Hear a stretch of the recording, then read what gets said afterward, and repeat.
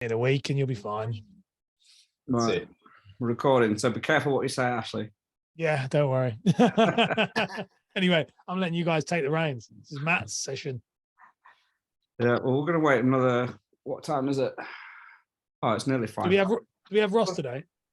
Yeah, I've just said to Ross, because obviously Ross is going to be bored off his tits by this session, I think, because it's just not his thing.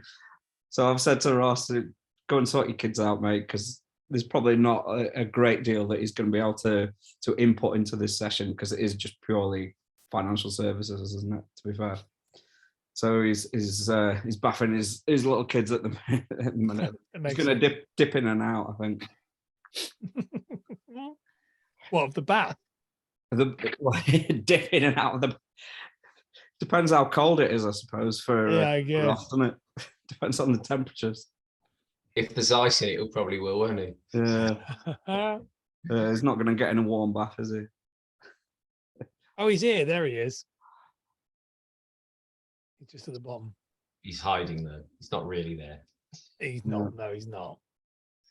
He's one of those where you just on mute and gone. It's just his phone's on the side. We're getting a few in today. I think this is the most we've ever had on one of these Tuesday sessions. I think Lee Flanagan's one, was it? Did you do Lee Flanagan? Yeah. Lee Flanagan brings the bespoke army with him, though. That's why. Yeah. I remember that. I remember having doing a live interview with him years ago and then being like, why have I got so many people watching me? And it was like, oh, it's because it's all of his staff. The whole of the Northeast.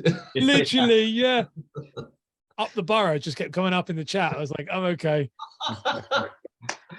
And I love it. Up the borough, and then proceeded to tell me why I didn't like Southerners. I was like, Lee, you do know that I am from Cambridge.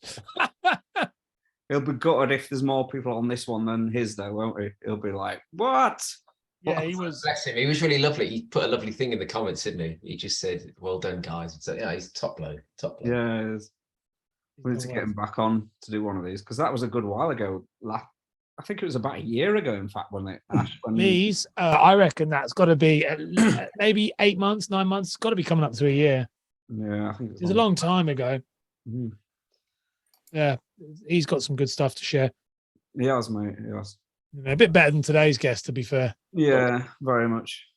At least it's a lot better teeth as well, to be fair. That is. Got a bit of tan as well. Yeah, he has, even though you've just been to Mykonos. And he's only been in Middlesbrough. Oh, has he been to Mykonos? I didn't know you'd been to Mykonos. You had mentioned it once. Yeah, no one knows about it. Yeah. Love it. Right, it's probably the time to stop talking shit now and actually crack on with some stuff, isn't it? So I'm going to make you, in fact, Ash, how do I do this? So I'm not going to make him host. I need to make him just be able to share stuff. Yeah. So what you want to? No, don't worry. I'm not going to share anything. But I haven't even done any slides. Okay. I wanted to keep this really sort of open and conversational. And of course, people can always pipe up in the chat if they've got a question or raise their hand or just unmute themselves. I'm really not bothered. This is hopefully just going to be a really fun, informative session. I will say this before we start, though. I don't want to apologise about this funny story. I have been in Mykonos all weekend. But what it is, Dad asked me to do a video promoting what time we're doing this session tonight. So can you do a quick video just promoting it? I thought, well, I'll do it poolside. It'll look really, really cool. So I recorded it, sent it off to him, and then I left the hotel where I've still got no Wi-Fi. I'm thinking everything's fine, and I've realised as I've left, I'm 2 hours ahead. So in my calendar, tonight's event was showing at 9 p.m. So I recorded this video saying, see you all at 9 p.m. Yeah. I sent it to Dan. It's not 9 p.m. It's not 9 p.m. It's 7 p.m. Start again. So I had to do it all again later in the afternoon. But no, I'm really grateful for everyone coming. You happy for me to just crack on then, Dan? Yes, mate. Yeah, let's do it. There's nothing more Brilliant. I can say. Well, go for it, Matt. Cool. It's really great to have so many of you on here, and I am genuinely very grateful for you tuning in to listen to me talk absolute nonsense. But fundamentally, there's a couple of reasons why we're doing this session tonight.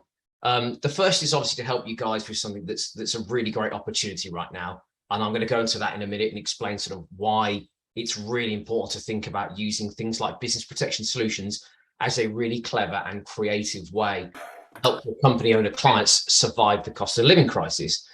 but also because starting next week, so Monday, the 3rd of October, Dan and I have actually worked together because he asked a lot of the guys on his program what they'd like to see. And we agreed that company protection or business protection coaching is something that people would like me to put on. So Dan and I had a little chat about doing a session together. And what I did was I came up with a full training program. So we've done it. So it's every Monday, starting next Monday. The sessions are only from 6 till 8, so they're 2 hours each Monday night for 4 weeks. And what we're doing is we've put together a really, really comprehensive business protection coaching course. So it's not like the other stuff. It's not just product led. I'm going to go into everything. That is literally how to do a fact find, how to identify opportunities, how to partner with introducers, how to recruit customers, how to cross-sell and upsell, how to identify risk within a business, how you can then provide robust recommendations, what a good suitability letter looks like. It's literally end to end. So if this is something, business protection, that you guys have wanted to get involved in, I am going to do it end to end from start to finish. So it's 4 sessions, like I say, 2 hours a time. And the whole idea of it is to literally teach you not just the product knowledge that you're going to get from any provider, it's all the detail that goes around it, but also then how do you apply that in the real world? And a lot of what I'm going to do tonight is an introduction to that as well. It's all very well, and I'm sure most people on this call have heard of things like Relevant Life or Executive Income Protection. The value is not that. It's how then do you apply it in the real world in this current circumstance when we've got all this stuff going on? How do you then go and do that, apply it in the real world and make a success of it? So I am going to share that with you tonight. If you are interested in the session, if you wouldn't mind, Dan, putting the link in there. It is a paid course because, to be honest with you, I'm having to give up my time. And unfortunately, I've got to earn an income. Someone's got to pay to go to Mykonos. So, you know, at the end of the day, I've got to earn an income. But you're not going to get a ton out of it. Well, exactly. Yeah, look, how pale I am. It's terrible.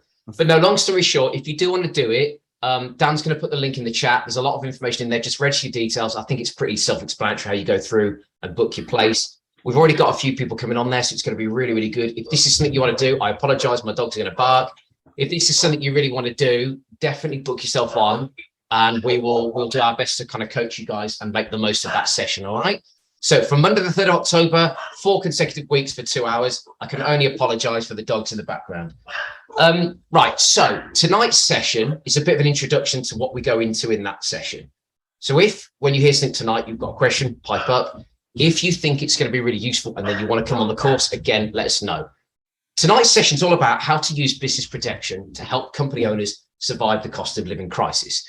It's pretty obvious what's going on in the world right now. We've just seen what's going on with this sort of mini budget and the fact that then interest rates and we're going to start skyrocketing. Inflation's already at double digits. We've got loads of crazy stuff going on, and it's making life very difficult for so many people. I mean, whether it's at a personal level or cost of business, life is pretty tough right now. And at the end of the day, protection is really important, but at the end of the day, it is discretionary. Okay. And this is a challenge that a lot of brokers are going to face right now. Most people know they need it, but the cost can also be pretty prohibitive. So if you're taking out protection, really good, robust protection, whether that's income protection, critical illness, life insurance, health insurance, it can be prohibitively expensive. So people are going to be tightening their belts. It's a fact. People are going to be looking at their discretionary spend, and they're going to be considering what they can forego and what they can't forego.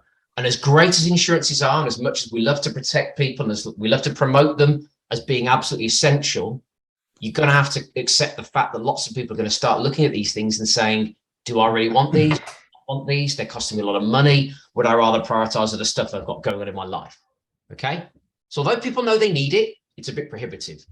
So we're in the grips of a serious cost of living crisis, right? It's affecting people from all walks of life and all backgrounds. We've got the war in Ukraine. We've got the hangover from Brexit. We've got supply chain issues, the shortage of raw materials. We've got the fallout from COVID. We've got last week's mini budget. We've then got the declining pound. We've got rising interest rates, huge amounts of debt, and double-digit inflation, right? So it sounds like a terrible, perfect storm. And I imagine if you've been doing mortgages today, you found it pretty hard to place business today. And if you sell personal protection, you're probably, a bit like me, going to be a bit concerned over potential cancellations, lapses, inevitable clawbacks that come with it. That's if you take your commission on indemnity, of course. So if this is having a serious impact on people's finances, they are starting to look for more ingenious ways that they can cut costs and save money. I think we're all doing it, right? Whether that's turning off things like vampire appliances, whether that's shopping around for the best deals, people are trying to save the smallest amounts of money just to get by.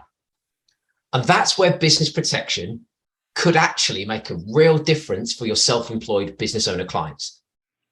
Business protection has traditionally been sort of designed to protect organizations and their staff from the financial disaster that occurs when a business loses a key member of staff, when they get injured, when they get seriously ill, or when they die unexpectedly. That's what business protection is traditionally for. The policies are really designed to replace the profits, pay off the loans, or retain ownership of the business if something like that was to happen. But there are a few products that blur the lines. They sort of blur the lines between personal and business cover. They kind of straddle both camps, both personal and business camps, and they offer a sort of hybrid protection that could potentially be a bit more tax efficient for these types of clients if you've got them. So let's think of them, probably the best way to describe is think of them more like employee benefits. Okay, that's the best way of probably describing them, but tax efficient employee benefits. So normally if you own a business or if you've got a financial interest in business and you want to take out a benefit like this, HMRC get a little bit concerned and they look at it as benefit in kind, and you often get taxed on it, right? So often it doesn't end up being that much more economical than if you took it out personally. But there are two products which potentially sit outside of this and allow your self-employed business owner clients a really clever way to transfer the cost of their personal cover over to the business and put it on expenses. They're a no-brainer right now because they can really help your clients survive this cost of living crisis. And what it'll do as well is help avoid them cancelling much needed cover by transferring the cost over to the business. And this all came about because we were talking the other day about how you can get into business protection, how you can sort of talk to your clients and find a really good talking point with them. And I think this is probably one of the smartest ways that you can approach a business owner right now with something that's going to have a significant impact on both their business and their personal life. Because we are talking about taking personal cover that they're currently paying for personally, putting it over to the business, and essentially at the same time, potentially reducing the corporate tax liability that the company has. So it's a double whammy. You're cutting down personal costs and reducing corporate tax. It's a double whammy, not a single one, a double whammy. So this is a great door opener to start having those discussions with your corporate clients. So how does it work? It's the perfect time as well, isn't it? With yeah, absolutely. What's going on? It's literally, there couldn't be a more perfect storm. Well, I think you're right, Dan, and I think it's twofold because it's not even just saying to you guys, look, here's a great opportunity to go and speak to business owners, but with everything that's going on in the personal protection space and the mortgage world right now, I think we all need to be thinking about how we can potentially diversify a bit, but also protect our interests.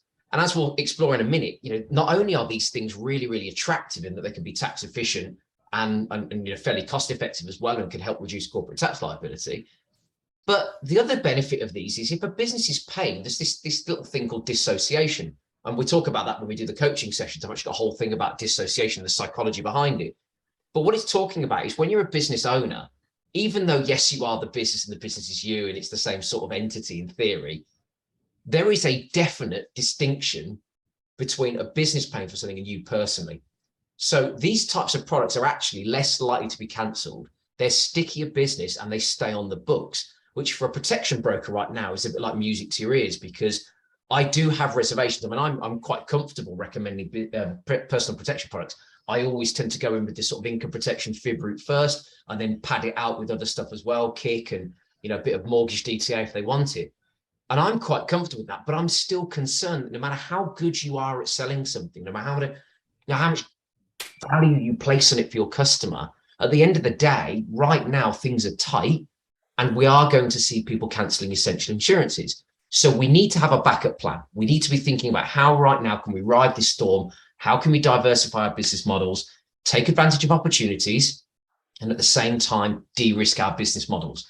Now, the reason I really like this is twofold. Ignoring all the benefits we just talked about, not only are we opening up the conversation to people and potentially broking insurance policies that are sticky and that provide real benefits to the client, they act as a gateway to then start expanding into what other needs the business might have.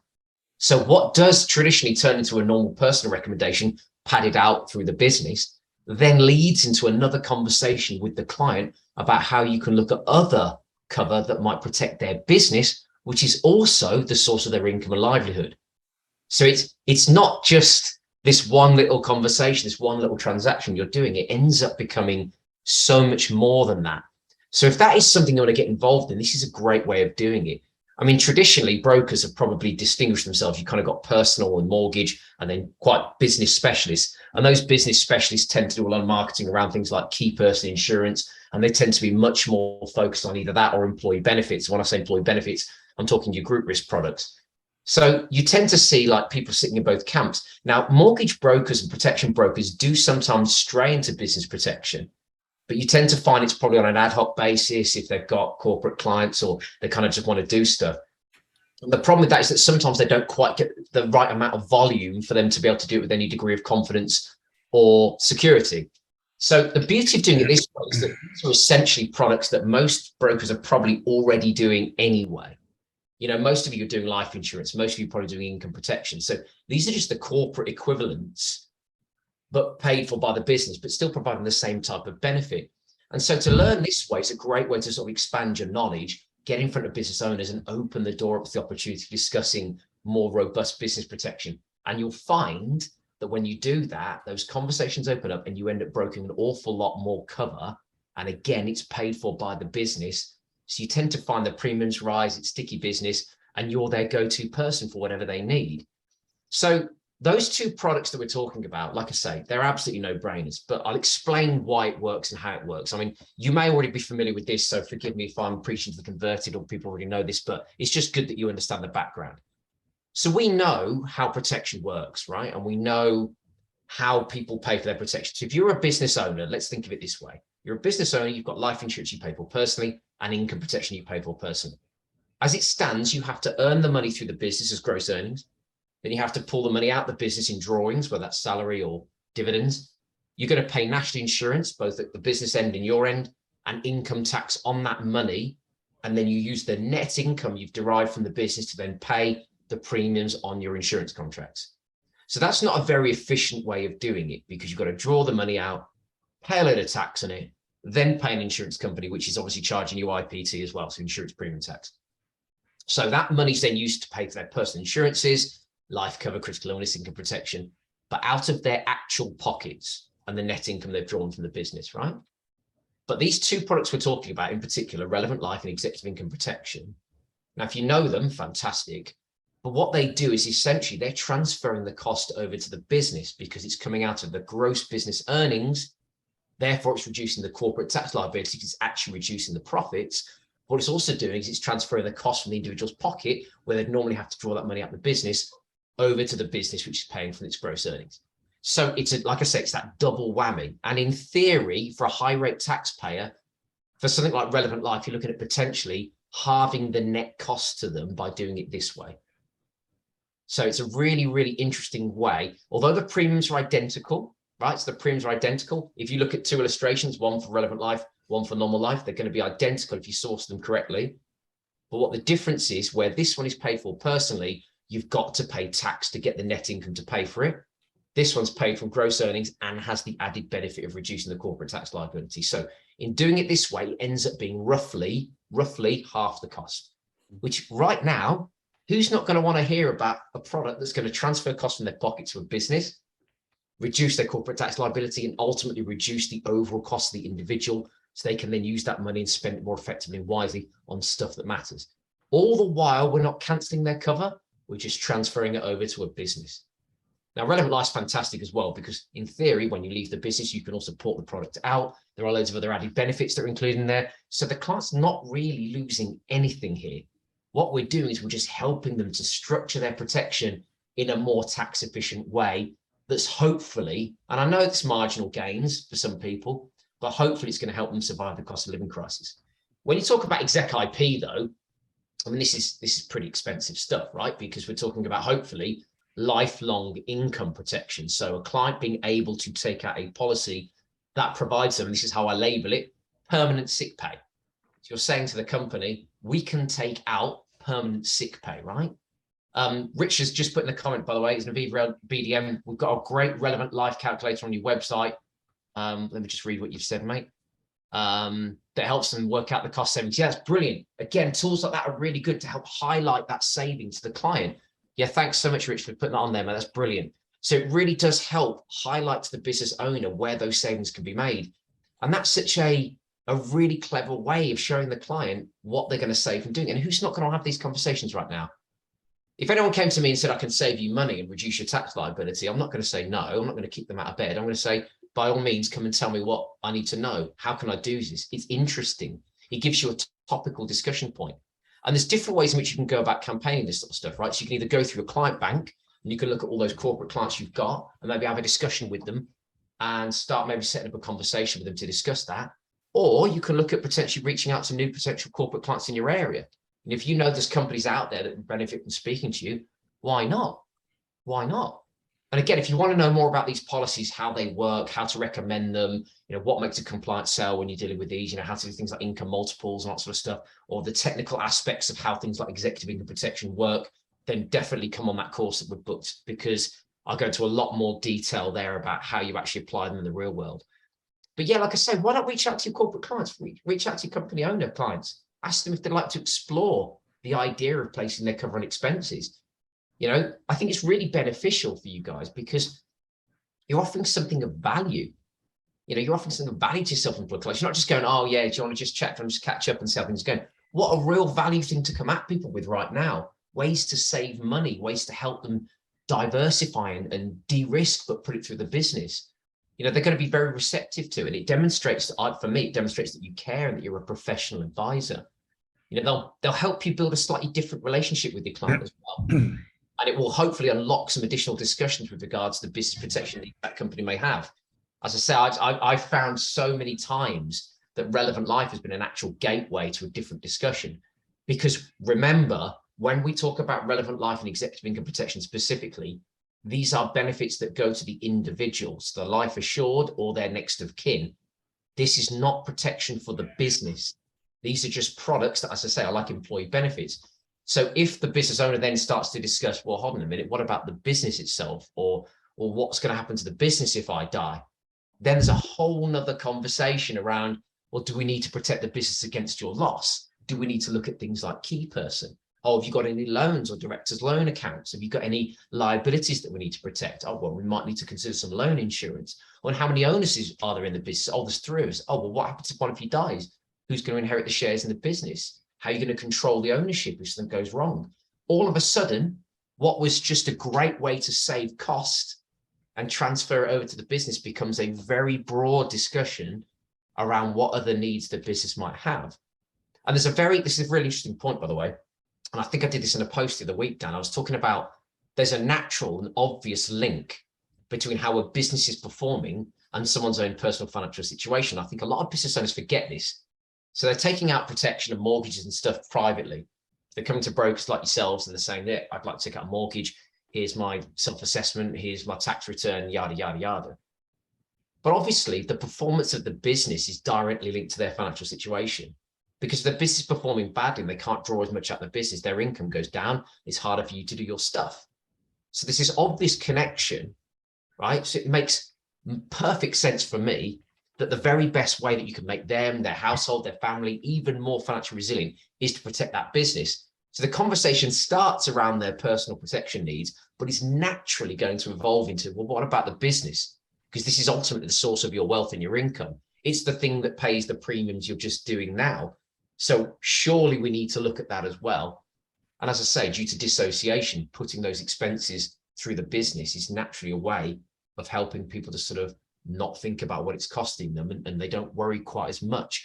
We see, I think, statistically, Vicky, you're on the call, aren't you? I think what you said to me tends to be several times more, isn't it? I think when I spoke to Legal in General, they were telling me that the average protection premiums for a business case is about 3 times that of a normal personal one, because naturally the conversation pads out into other stuff.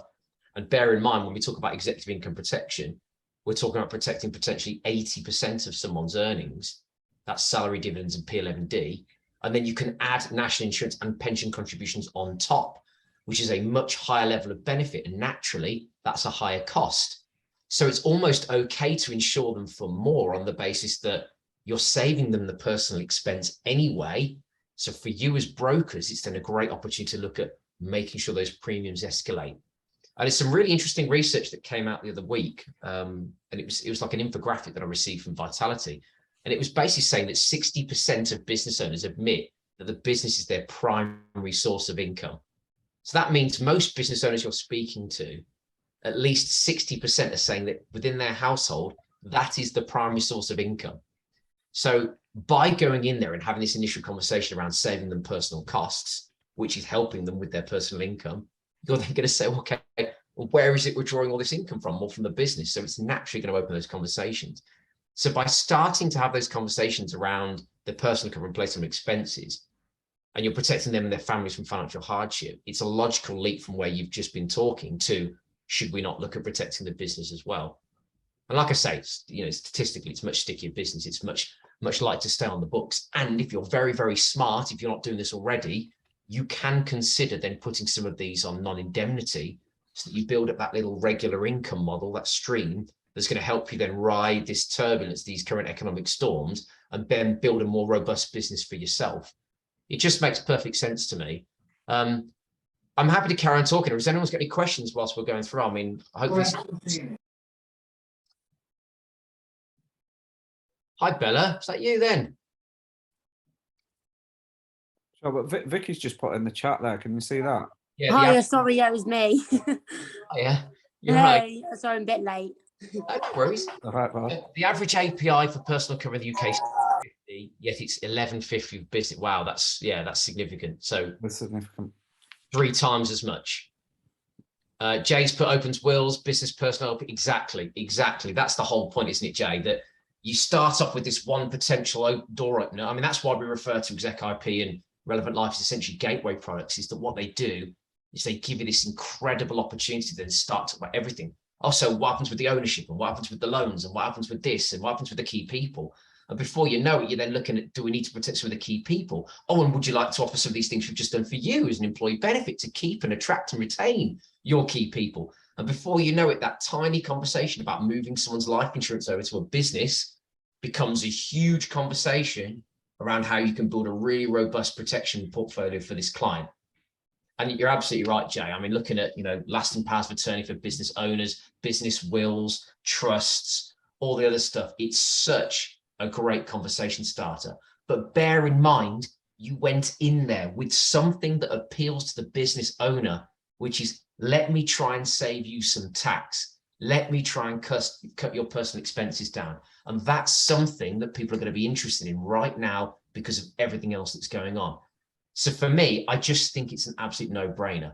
I just think if you want to try and diversify what you do and build a more stable model for yourself, have these conversations, and we're here to help. I'm more than happy to help wherever I can. I just think it's really important. This is such I don't know how to put this, but this is such an underserved market. If you think, statistically speaking, as I understand it, there's around 44,000 advisors that have a protection license in the UK right now. They reckon that only 10% of those, about 4,000 or so, 4,500, are actively writing protection, which is the equivalent of one policy a month or less, or more, I should say. So in theory, we've got very few people doing protection anyway. Think about business protection as astronomically low. They reckon there's as little as 1% of the brokers that are actively doing protection are writing business protection on a regular basis, which means there's about 6 million SMEs. There's not enough brokers out there to do them all, even if we did it all day, every day for the rest of our lives. So it's not as if this is a highly competitive marketplace, but what it is, it's a highly underserved marketplace. And it's not even, so I'll give you a prime example of how we do this. You talk about doing the right thing. If we protect one client who comes to us for a mortgage, that's fantastic. And I'm so happy when I see brokers doing such a great job of protecting their clients, because it makes me feel that we're making progress in the marketplace. We're protecting people. That's what we do. It's why we're here. You protect a business that employs 30 people, you're protecting the income sources of 30 people. Now, don't get me wrong, I know that each of those people probably have their own individual protection in case they get ill or injured or whatever. But by protecting the business, you are increasing the likelihood that that individual is going to have an income if they can work, if they're able-bodied, because we're protecting the employer. And then you can drill into those benefits. So I just think from a societal point of view, we need to be having these conversations with more businesses. We need to be representing them. We need to be going out and making them aware of it, because most business owners aren't aware they can even do this. So your job as the broker, if you're going and talking to them, is just to say, Have you considered this? Have you thought about this? So Jay, It's education, isn't it? It's education. They don't know about it. Like Jay's just said, they just don't know. So your job is to inform and educate. But whose fault's that, Dan? That's an interesting question. Like, whose fault is it that these businesses don't know? Is it a market issue? Is it a communication issue? Is it a broker issue? Yeah, it's communication, isn't it? It's accountant. I would say the accountants should be pushing it, shouldn't they? Yeah, they're valuing the business, but they're not identifying the risks to the business. So they could quite easily hand it over, couldn't they? Refer. Make some money out of it. I would say that, you know, surely they have a bit of a duty of care to the client to actually signpost these. Even if they don't, you know, don't feel confident talking about them themselves, they ought to be signposting it. I mean, I think there's a very real conduct risk, isn't there, as an accountant, Vic? If you're looking at these things, if you're looking at someone's accounts each year and saying, well, look, here's your tax liability, I can see you've got a big director's loan account over here, etc. Why aren't they even signposting this? I mean, it's a crazy phenomenon, isn't it? But what I will say, guys, if you know, we go during the training session, we go into this a lot, by the way, about introducers. And what I would say is I've had various different experiences dealing with different introducers, ranging from, you know, accountants through to solicitors, through to business vendors, through to commercial loan brokers, commercial insurance brokers, mortgage brokers, IFAs, accountants, all the lot. And I would say this, that some are way more receptive than others, depending on how they do it. Now, accountants traditionally tend to be much more sort of cyclical in that what they'll do is they'll take someone's financial records and they'll basically submit them to HMRC and they'll put the tax returns in, and yeah, they'll just calculate what needs to be calculated. And it's a very sort of passive, almost hand-offish type approach. Dealing with bookkeepers, for example, is a bit different, because bookkeepers seem to be far more engaged with the fiscal management of the business. So they're far more open to having these type of conversations, from my personal experience anyway. And what we do in this coaching session, I'm going to go into a lot more detail about how you can work with them. What are the key triggers to help them look at their clients? What things can they say? But if you haven't already, try and find a local bookkeeper. Try and find a local bookkeeper in your area and have a chat about what we've just talked about tonight, that you've got a way in which you could help them signpost them to their corporate clients. Because think about this, bookkeepers, as with accountants, as with us, as with everyone, are worried about competition. They want to add value to what they do to their clients. So if you give them a tool that adds value, and it also serves them, it serves you, it makes the business robust, it gives them a green light to go and talk to them about something positive. How great is that? So that's one way in which you can take it. Dan, do you mind if I just read the comments that people have put in the chat? So Vicky's put, lapse rate for personal is 15% in year 1 and 10% in year 3. Yet business protection sits at 3%, right? So that just goes to show it's far stickier business, and it comes down to this whole concept of dissociation, as I talked about. It's a psychological impact of placing cover on expenses that business owners don't tend to think about it. So Jay's put, I spoke to 10 businesses in the last month. None of them are aware of LPA's personal or business, let alone protection for their key people. We assume they know and they don't. That is such a powerful point, Jay, because they just don't know. And unless we go out and talk to them and sit in front of them, they're not going to know. And there has never been, as Dan said at the beginning, there has never been a more opportune moment to sit in front of a business owner and talk about this sort of stuff. But you have to land it right, because nobody's looking to spend more money right now, let alone business owners. Yeah, nobody wants to. So we've got to land this right, which is why we've done this session tonight, because from my experience in the last few months, the greatest single way to get in front of a business owner, client or not client, to be able to discuss those things is to first establish a relationship with them off the grounds of what we've talked about tonight, which is offer them something of value, give them something that's enticing, talk about something that's interesting, help them to see how you could potentially save them money, cut their tax bill, and transfer costs over to the business, and they will love you for it. And from there, your relationship will foster. Don't try and do it all in one go. This feeds into what me and Ash talk about day in, day out, about creating an audience of that ideal client and providing them with education and information, because that's where they are. The eyeballs are online. So we need to put stuff out that's relevant to them, to make them aware of these products and these services, and make them aware of what can help them. And massively.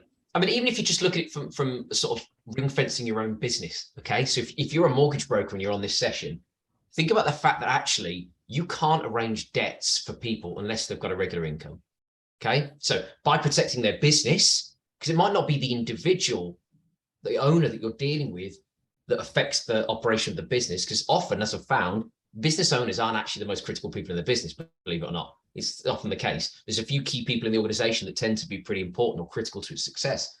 So by protecting the right people, you're keeping the business owner's income going and you can then transact with them.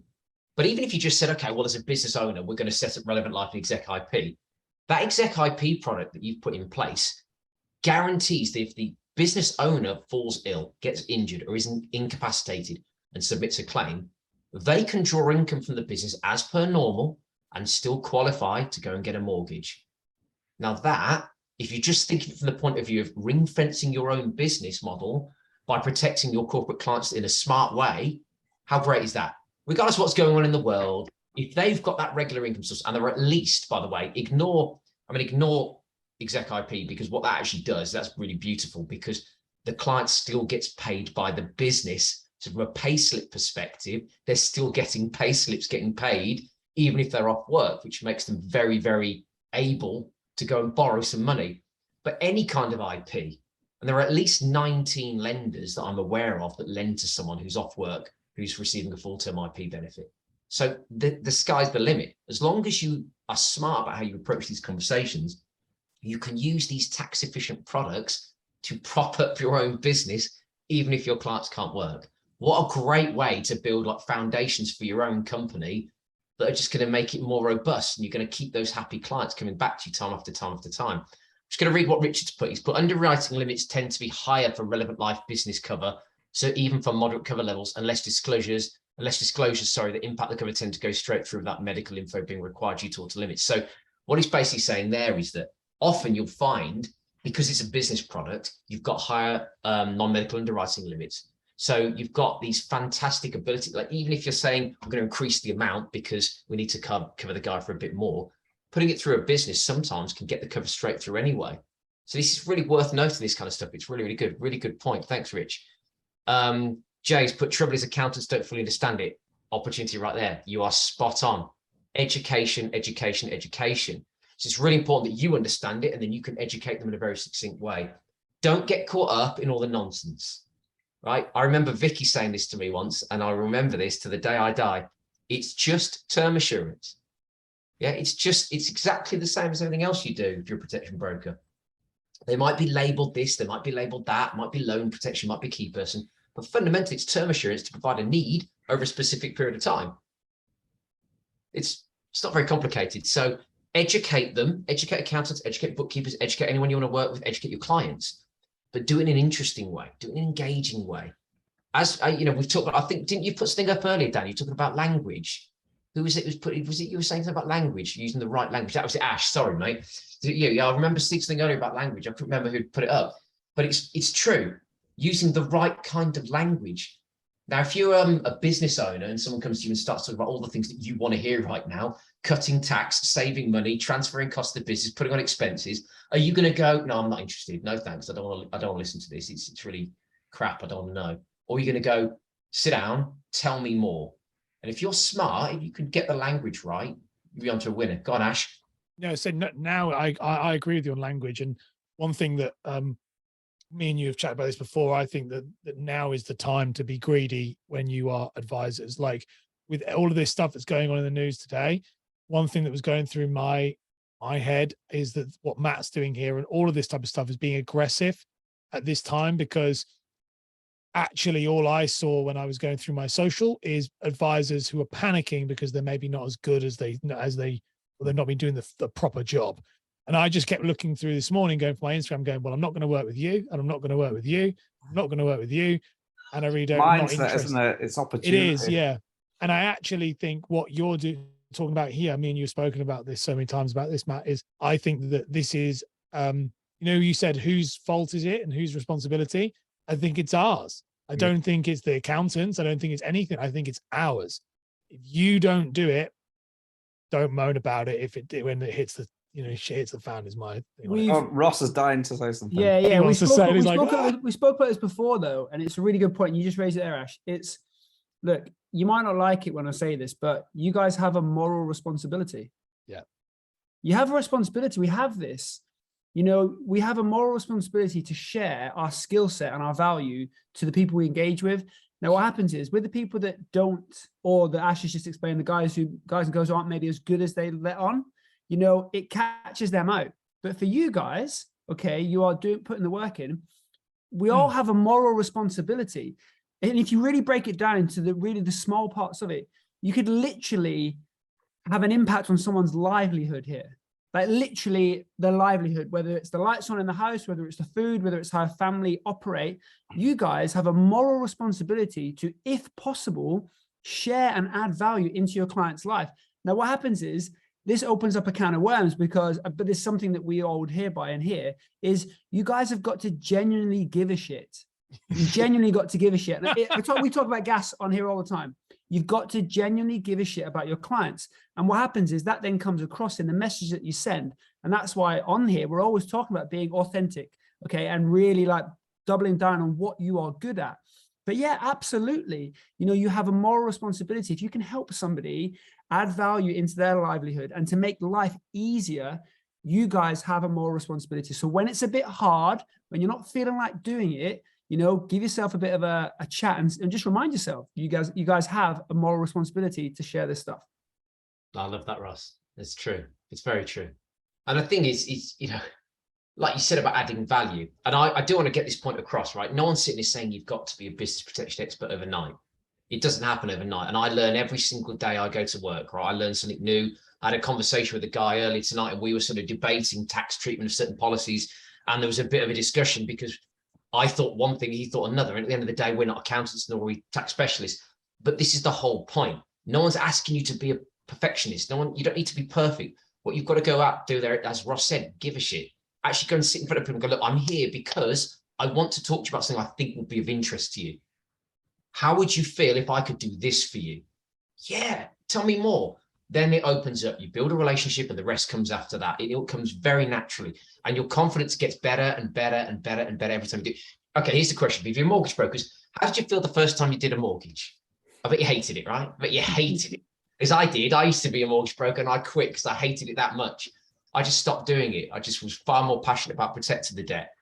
But I remember doing the first one and thinking, God, I'm terrible at this. I made so many mistakes. It was really difficult. But over time, it just gets easier and easier. And now it's like, yeah, bang, bang, bang, bang, bang, bang, bang. You're experts, right? It's no different with this. What you've got to do, though, is pick your entry point. And I would sit here and say, yeah, by all means, you can learn the loan protection, the key person, the shareholder, the different structures, own life, life of another, tax regimes. You can learn all this sort of stuff, right? And you will, certainly if you come on the coaching course. But fundamentally, right now, what you need more than anything, is a gateway. You need something of value that makes a difference to people's lives right now. You need to give a shit, as Ross said, and you need to go and sit in front of people. Go and have conversations, because I will promise you this.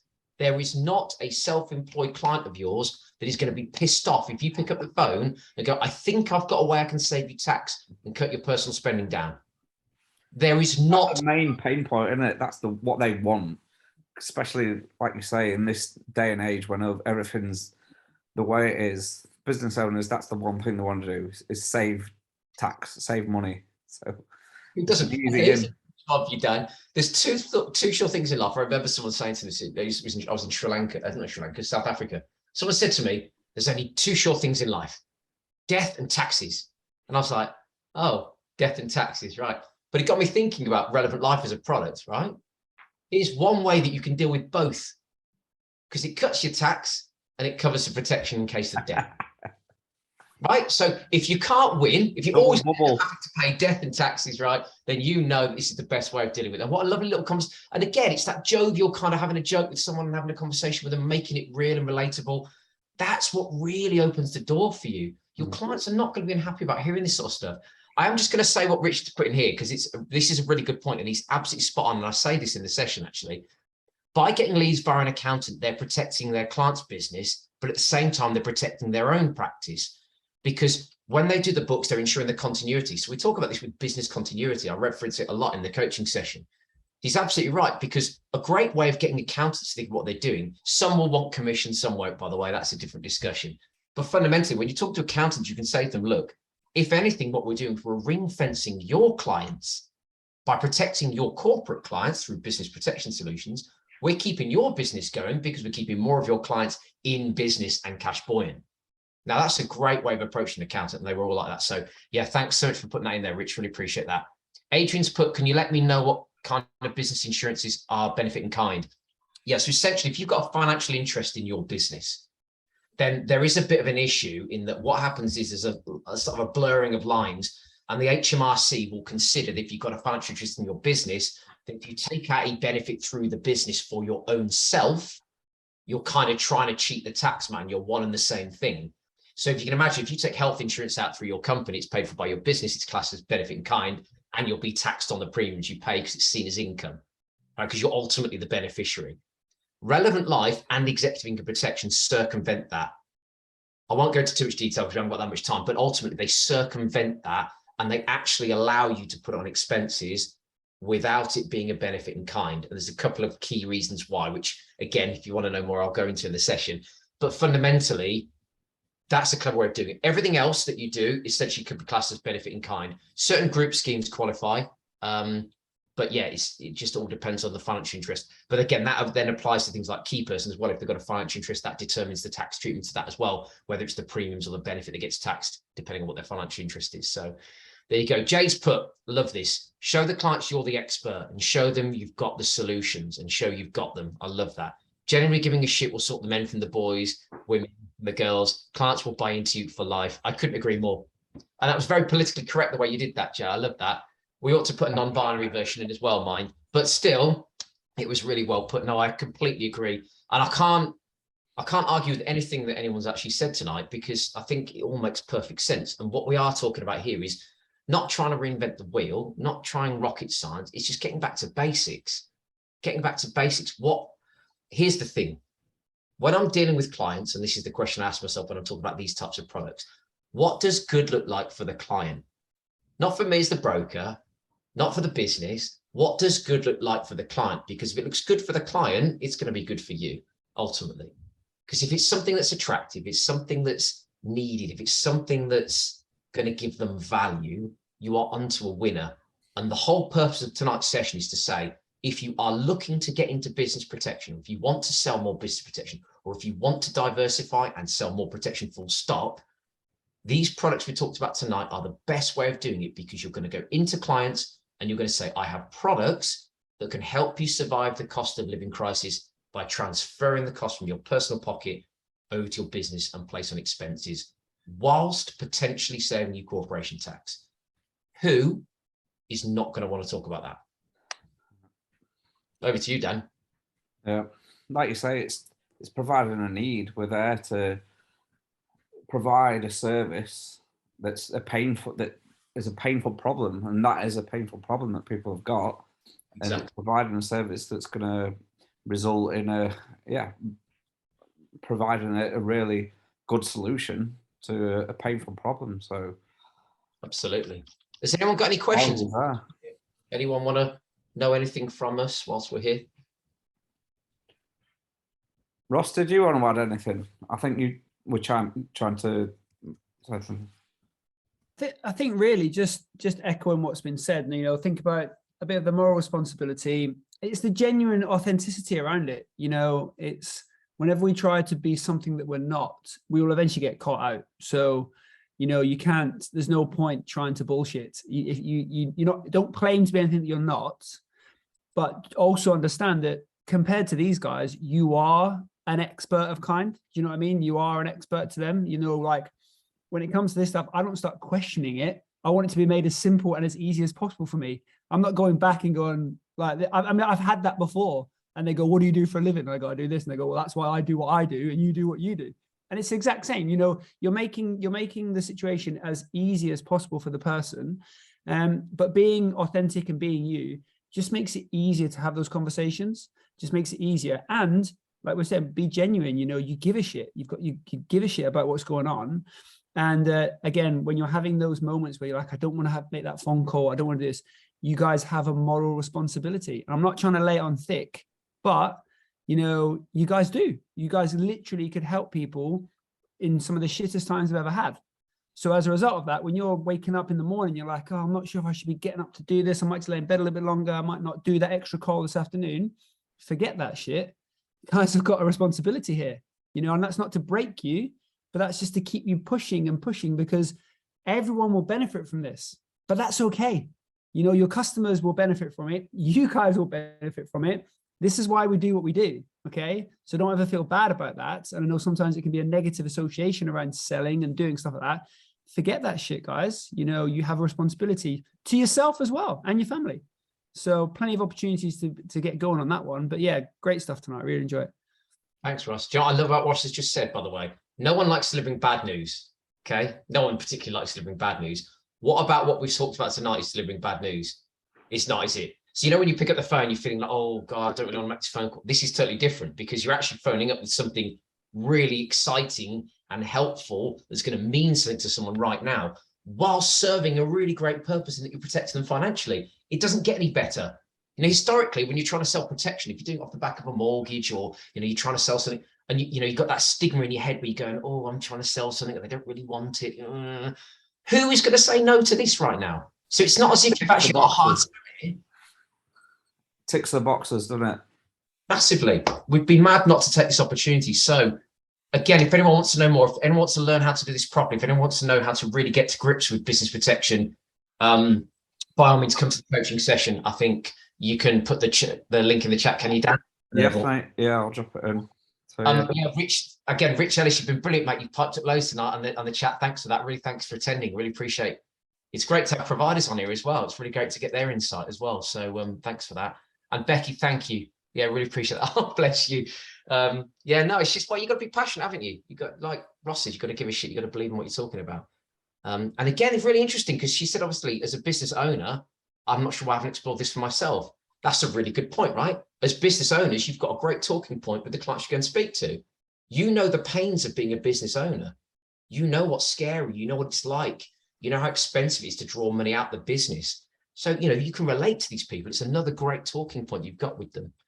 Thanks, Dan. See, Dan's put in the chat the link to the coaching course. If anyone's interested in coming on there, go and have a look at it, see what's involved, have a look at the different modules. If it's really interesting, either get in touch and let us know, or you can use that link to register your place, which, like I say, is starting next Monday.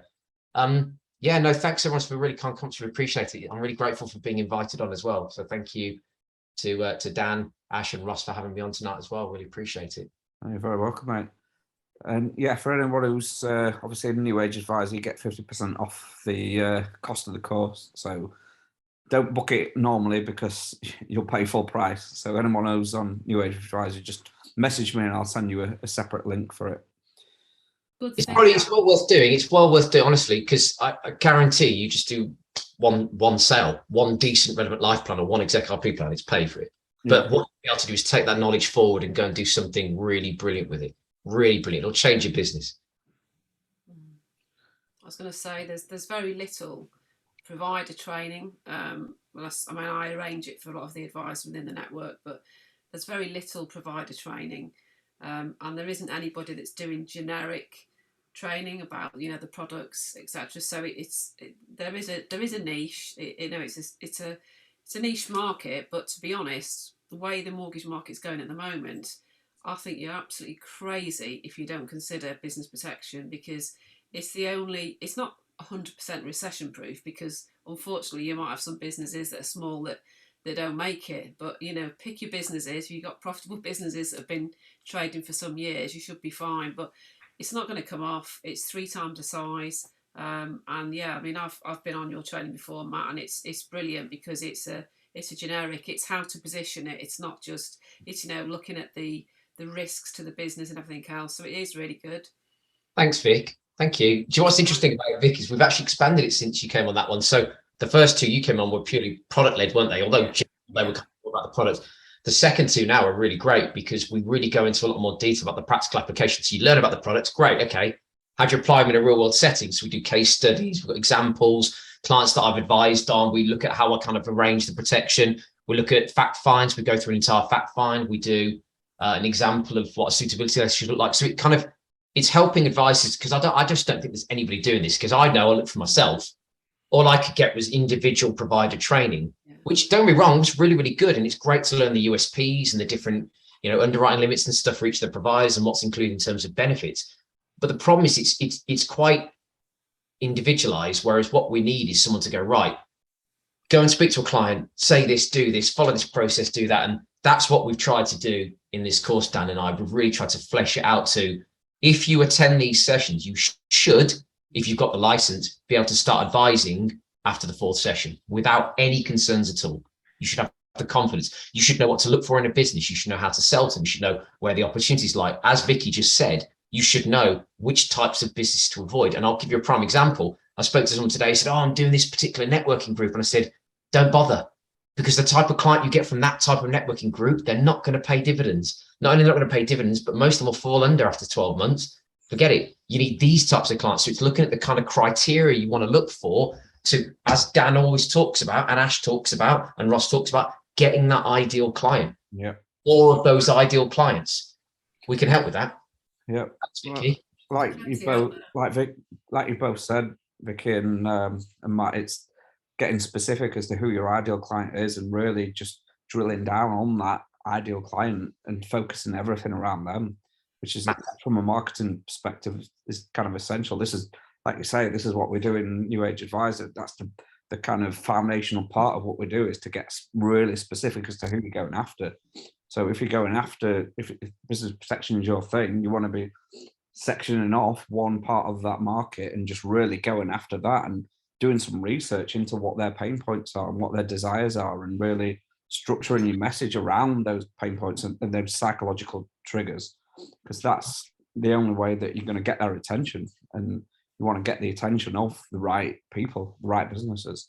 100%, mate. 100%. The only way that's going to happen. I will say this, by the way. I know, obviously, it probably seems like we're pushing you towards going to this coaching. I recognize it's not going to be for everybody, by the way. What I would say is this: if anyone's watching this and isn't sure or wants to know more, you can just DM me or message me, and I will happily have a chat with you and talk you through what's included. And if you decide after that it's still not for you, that's absolutely fine. But if you think, well, I'm not really sure, I don't know how it's going to benefit me, you don't have a chat to me, I'm happy to have chats offline with anyone about what's included, because I just think it's going to benefit people. And it was really interesting because someone said to me the other day, why are you doing that? It seems really stupid. You like you say, you're training the competition. I'm like, firstly, don't be ridiculous, because that's just a really small-minded way of thinking, given how size the market and how few advisors are doing it. Plus, it helps me know that we've got lots of advisors out there doing a really good job for people, which is something I'm very passionate about. But the other thing is this guy said to me today, he said, rising tides raise all the ships, right? And that's a really interesting point, because what it's basically saying is, look, if we don't get more people doing this in the marketplace, there's still going to be loads of companies underserved. There's going to be fewer people talking about it. We've got to raise the bar. We've got to get more people doing this, because it's the only way we can grow the marketplace for us all. So if that is something that you want to have a stab at, just give me a shout. I'll talk you through what's included. I'll explain how we can do it. That's pretty much it. Anybody else got any questions for Drew's asked how much the coaching is, Dan. All right. Yeah. It's 1,200 quid, isn't it? Yeah. And then obviously you mentioned that anyone that's on your New Age program gets it half price anyway. Yeah. So it's 650 if I'm on New Age Advisor, but yeah, 1,200 quid. And like I say, yeah, one sale, you'll smash that in the park anyway. The commission on one sale will cover it. That's pretty cheap, to be fair. I didn't know the price. I was going to ask the question what the price was, but to be fair, like when you said you'll cover it in one sale, I thought, are they going to like $2.5 grand here? What are they doing? So Jesus, that's not good. at all. Look, I'm not trying to be greedy. I'm trying. No, it's not greedy. This is price. I think that's a really good price. I appreciate that, mate. Thank you. Honestly, I'm just trying to cover the cost of our time and just getting it all set up. It's really just the time invested in putting the coaching modules together and that sort of stuff. But hopefully, and like I say, I mean, the truth of it is, even after the sessions, even after the 4 sessions, I've just done one for another guy privately because he wanted to do it privately. And I just sort of said, look, if you want to speak to me, just drop me a message. He keeps saying, have you got an email that you could say this? And I said, yeah, of course. So I've got loads of templated stuff I send through to him, and I try and help out, because genuinely, it's so important that we all just raise the profile of this sort of stuff. We've got to be more of us, got to be talking about it. Success is not finite. It's not like there's only so much to go around, and people are so scared to share like the secret sauce. But it's not about that. Actually, the more you do that, like you say, you raise the standards, and all of a sudden, like you say, all the good stuff will continue to raise up, and all the shit stuff will drop to the side. But you guys will continue to grow. That's what it's about. Yeah, it's wicked, man. That's a great philosophy. I love it. Just so we're clear, there's 6 million SMEs, so none of us are even going to get stabbed at it. Not even close. Yeah, exactly. Anybody else got any questions for Matt? No. All right, we'll call it a day then, guys. Well, I'm going to go to bed because I only got back at 4 o'clock this morning. Stop moaning. Brilliant. Ash, I'll see you tomorrow. I'll see you tomorrow, mate. And that was a great session. See you later, guys. Thanks, everyone. Cheers. Cheers, guys. Bye.